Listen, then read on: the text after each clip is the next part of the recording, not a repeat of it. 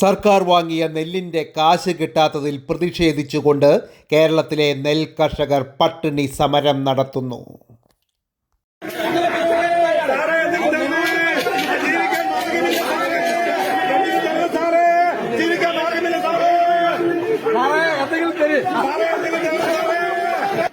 നെല്ല് കൊണ്ടുപോകാൻ സമരം ചെയ്യണം, എന്നിട്ട് അതിന്റെ രസീത് കിട്ടാൻ PRS കിട്ടാൻ സമരം ചെയ്യണം.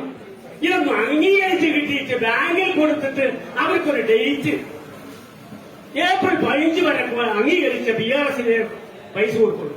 ബാക്കിയൊക്കെ എന്ത് 3 മാസം കഴിഞ്ഞാൽ കൊടുക്കേണ്ടതല്ല പൈസ. നിങ്ങൾ നിശ്ചയിച്ച നിങ്ങളുടെ ഗവൺമെന്റിന്റെ ഒരു ഉദ്യോഗസ്ഥനായ IAS ഓഫീസർ ദേവി കമ്മിറ്റി റിപ്പോർട്ട് പറഞ്ഞത് കൃഷിക്കാരന് ഉടനടി പൈസ കൊടുക്കണമെന്നാണെന്നാണ് പറഞ്ഞത്. ഒരാഴ്ചയ്ക്ക് പൈസ കൊടുക്കണമെന്ന് അദ്ദേഹം പറഞ്ഞു. എന്താ ഇതൊന്നും പരിശോധിക്കാൻ നിങ്ങൾക്ക് സമയമില്ലേ?